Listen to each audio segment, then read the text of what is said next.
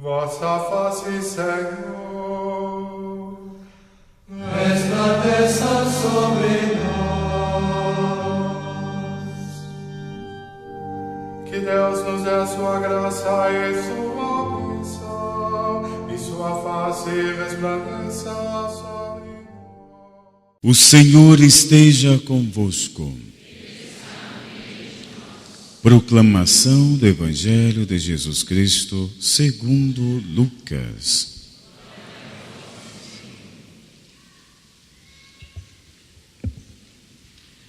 No 15º ano do império de Tibério César, quando Pôncio Pilatos era governador da Judeia, Herodes administrava a Galileia, seu irmão Filipe as regiões da Itureia, Traconítide, Lisânias e Abilene. Quando Anás e Caifás eram sumos sacerdotes, foi então que a palavra de Deus foi dirigida a João, o filho de Zacarias, no deserto. E ele percorreu toda a região do Jordão, pregando um batismo de conversão para o perdão dos pecados, como está escrito no livro das palavras do profeta Isaías. Esta é a voz daquele que grita no deserto: preparai o caminho do Senhor, endireitai suas veredas. Todo vale será aterrado, toda montanha e colina serão rebaixadas.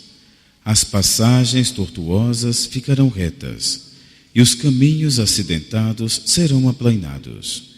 E todas as pessoas verão a salvação de Deus. Palavra da salvação.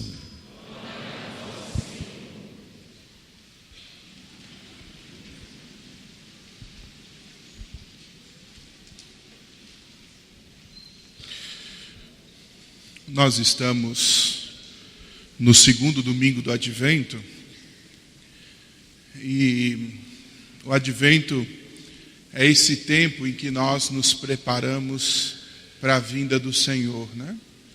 E hoje nós temos algumas notícias, né, da nossa liturgia da palavra, que eu acho que podem colaborar bastante para a nossa preparação, para a nossa reflexão sobre como acolher o Senhor, né, neste Natal, em todos os natais.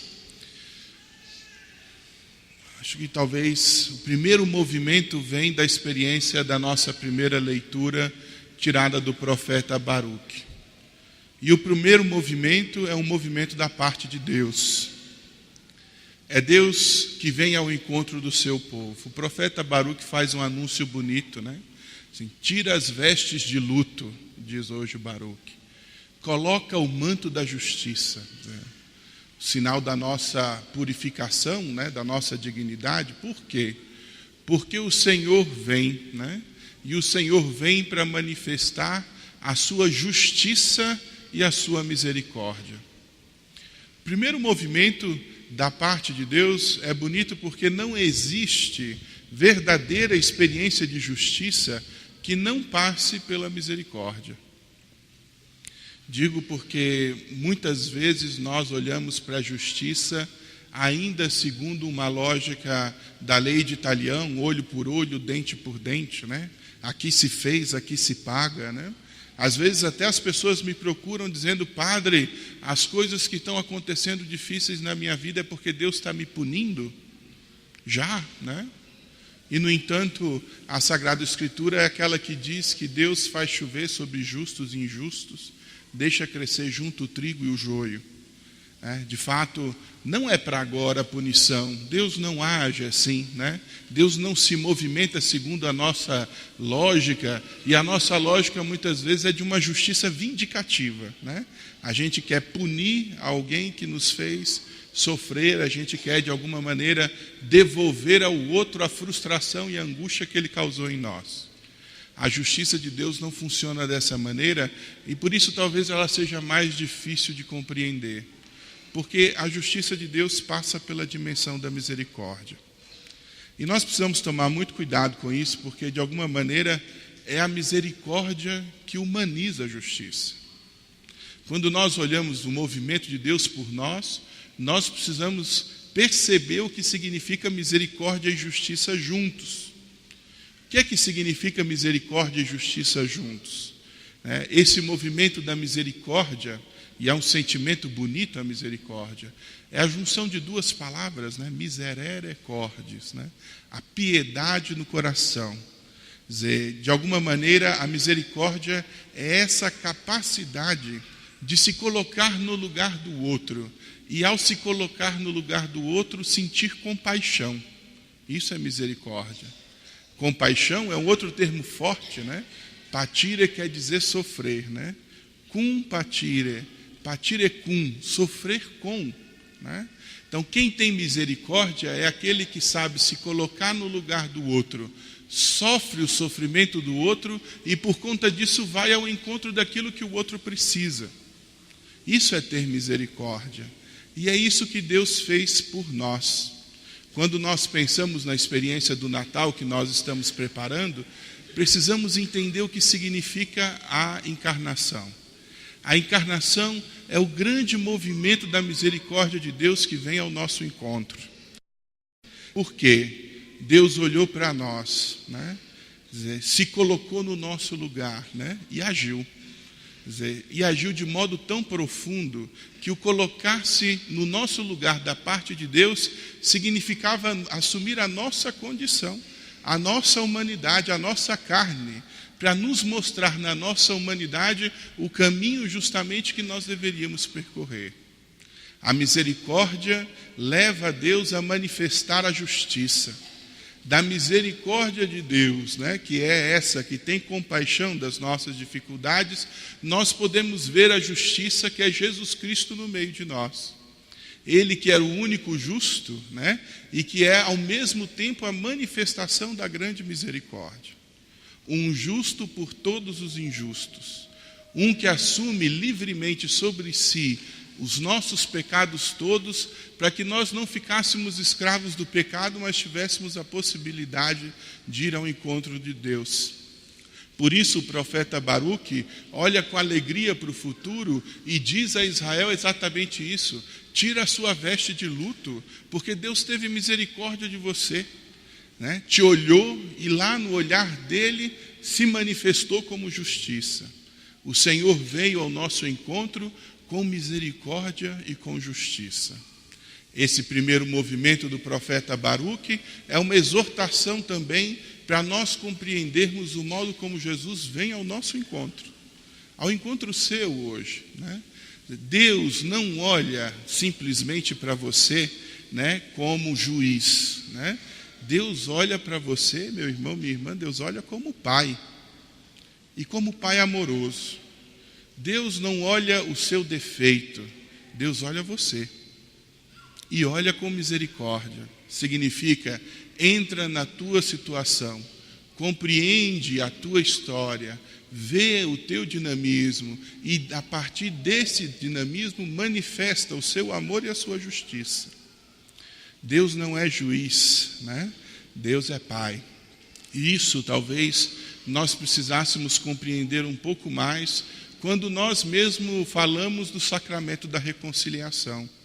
A reconciliação é a expressão concreta desse desejo de Deus de que nós sintamos a sua misericórdia e o seu amor por cada um de nós. E para que nós possamos, a partir da misericórdia, viver a nossa vida na liberdade de filhos de Deus. Muitas vezes nós olhamos para os confessionários com desconfiança, porque nós achamos que Deus vai nos julgar. E é verdade, Deus vai nos julgar com misericórdia. Não usa o critério da justiça vindicativa. Não cobra cada centavinho das coisas que nós cometemos como equívoco. Pelo contrário, se coloca no nosso lugar e age como Deus age, manifestando o seu amor. E vejam como é a coisa. Jesus preferiu a cruz do que a nossa punição. Deus preferiu assumir sobre si as dores todas nossas do que infligir sobre nós esse castigo. E nós precisamos compreender essa ação de Deus para nos prepararmos para o Natal com confiança e com alegria, esse Senhor que vem, que nos chama à alegria do Natal, é o mesmo Senhor que quer nos libertar, nos redimir, nos salvar. É o mesmo Senhor que manifestou a sua glória. É o mesmo Senhor que nos convida a tirar as roupas de luto e a vestir o manto da justiça. Esse Senhor quer restabelecer a nossa dignidade, quer refazer a nossa alma, né? Quer construir de novo essa oportunidade de relacionamento e intimidade com Ele. Deus quer tanto essa intimidade conosco que na experiência concreta, visceral, né? Se faz carne, assume a nossa condição e nos mostra como é viver como filhos de Deus através de Cristo Jesus. É o primeiro movimento que eu gostaria hoje, né, de fazer notar e que a Sagrada Escritura nos traz de modo muito belo. A misericórdia vem junto com a justiça e a justiça precisa sempre vir junto com a misericórdia. Como nós precisamos ter cuidado, né, para que o nosso coração não fique duro, né, a ponto de nós querermos só a justiça. Porque, na verdade, o que redime, o que reestrutura e que restaura o homem é a misericórdia. Exercer a justiça sem a misericórdia é, de alguma maneira, esvaziar-se daquilo que é humano, né, para talvez se tornar um tanto quanto cartesiano demais, né, e dizer, né, que aí a junção, né, de duas orientações dá sempre o mesmo ponto, quando na verdade nós não lidamos, né, com a experiência humana como se ela fosse matemática, né? Com o ser humano nunca 2 mais 2 vai necessariamente ser 4. Nós precisamos fugir um pouquinho dessa lógica matemática ou de tentar aplicar a justiça simplesmente dentro dessa perspectiva para amadurecermos a dimensão da misericórdia, porque é ela que redime, é ela que restaura, é ela que constrói. O segundo movimento vem da nossa segunda leitura. E São Paulo é sempre muito preciso com as palavras. Eu quero repetir aqui algo que nós somos chamados a fazer. Primeiro, Deus faz por nós. Agora, na preparação do Natal, existe algo que nós podemos fazer também para experimentarmos já essa justiça que Deus já nos deu. Olha o que diz São Paulo hoje. E isso eu peço a Deus, que o vosso amor cresça sempre mais, em todo o conhecimento e experiência de Deus, evidentemente, para discernirdes o que é melhor. Quer dizer, fazer crescer o amor, fazer crescer a experiência de Deus para sermos capazes de discernir o que é melhor. E essa é a regra, diz São Paulo, para que a gente alcance a experiência da nossa salvação. Parem para pensar vocês, né? Será que já fizeram esse movimento? Quer dizer, nas nossas decisões, nas nossas escolhas pessoais, né? No modo como nós conduzimos a nossa vida, fazer crescer sempre o amor. Essa já é uma meta maravilhosa para a vida da gente, né? Vocês têm se dedicado a isso, né? Fazer crescer sempre mais o amor. Vocês acham, por exemplo, né, que os nossos matrimônios acabariam se todos nós nos esforçássemos para fazer crescer sempre mais o amor? Alguém se separaria de alguém se tivesse nesse percurso? E se os casais estivessem fazendo isso juntos, se esforçando para crescer sempre mais o amor? Acho que não. Quando nós fazemos crescer o amor, nós fazemos crescer em nós um movimento que é extremamente belo, que é o de desejar o bem do outro. Fazer crescer o amor. Fazer crescer o amor em todo o conhecimento e experiência. Quer dizer, crescer no conhecimento de nosso Senhor Jesus Cristo. Experimentá-lo. Experimentar esse conhecimento. Colocar esse conhecimento em prática. Fazer esse conhecimento tornar-se realidade na vida da gente. Quer dizer, o movimento de tornar a palavra eficaz na experiência da nossa vida. Para quê? Para que nós possamos ter o discernimento do que é melhor. Quem se esforça para fazer crescer o amor, quem se esforça para transformar o conhecimento de Deus em experiência, né, é capaz de discernir sempre aquilo que é melhor. Eu sei que vocês sempre têm decisões muito grandes, né, na cabeça de vocês escolhas importantes, né? Decisões sobre o que fazer na família, sobre o que fazer com a casa, sobre o que fazer com os recursos, sobre como lidar com as pessoas, com os projetos pessoais, com os projetos comunitários. São tantas coisas que muitas vezes circundam a nossa vida, mas eu me pergunto o quanto nós esforçamos para refletir, né, sobre o resultado dessas coisas segundo esse critério evangélico. Estamos nos esforçando para crescer no amor? A palavra de Deus se torna experiência na nossa vida? Nos preocupamos em discernir o que é melhor? Às vezes nós temos um esforço muito grande para alcançar o que a gente quer. Mas vocês param para se perguntar se o que vocês querem é o melhor? Muitas vezes o nosso querer nos rouba do melhor, né? E é preciso que a gente, de alguma maneira, se esforce nesse sentido de progredir, não naquilo que são os nossos desejos pessoais, mas de progredir naquilo que é melhor para todos. E quando a gente faz isso, a gente torna essa experiência do amor uma realidade concreta. Porque amar muitas vezes significa perder a própria ideia, perder o próprio projeto para abraçar o que é melhor. A pessoa sábia, né? O homem e a mulher sábio, é aquele que sabe escolher o melhor, mesmo que essa não seja a escolha do seu coração. O sábio é aquele que sabe reconhecer, né, esse melhor, renunciando muitas vezes a si mesmo. E é nessa perspectiva que a gente cresce. Olha como é bonito.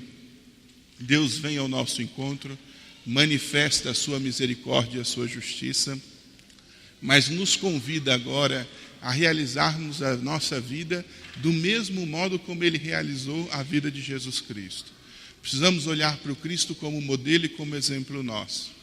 E eu termino, por fim, com uma consideração que eu acho muito bela da parte de Santo Agostinho, quando fala a respeito de João Batista. Ele diz o seguinte: João Batista é a voz, mas a voz não tem nenhum propósito sem a palavra. João Batista é a voz, Jesus é a palavra, né? João Batista, com sua voz, presta um serviço à palavra, a esse Deus que vem ao encontro. Nós precisamos escutar a voz, mas ao escutar a voz precisamos compreender a palavra. Da mesma maneira, hoje, nós precisamos olhar para essa experiência do Cristo assim. O Cristo é a palavra, o Cristo é o conteúdo, né? E deve ser o conteúdo da nossa voz. Precisamos ir ao deserto do mundo hoje, que ainda não aceita, que ainda não encontra Deus, que ainda não sabe quem Deus é, e mostrar pela nossa voz e pelo nosso testemunho esse Cristo que nasceu, que veio ao nosso encontro e que nos mostrou o caminho da libertação. Nós somos esse povo da profecia de Baruque.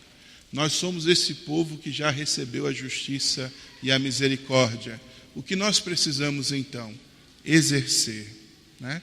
Talvez no nosso país, sobretudo, precisamos exercer a justiça. Precisamos dar testemunho daquilo que é certo. Precisamos realmente nos esforçar para escolher o que é melhor e exigir também o melhor para o bem comum e crescermos dentro dessa perspectiva. Acho que pouco a pouco o tempo da hipocrisia, né, já está acabando, né? A palavra vazia e sem significado já começa a ser descoberta. E, de alguma forma, nós precisamos olhar para essas realidades e começar a perceber, né, que a palavra, na verdade, né, expressa por nós, é resultado também do nosso interior, né? Quando a gente mente, quando a gente frauda, quando a gente rouba, né? E quando a gente insiste em algo que nós não estamos fazendo, nós estamos mostrando a contradição que existe em nós, né? Quem é de Cristo precisa ser discípulo da verdade.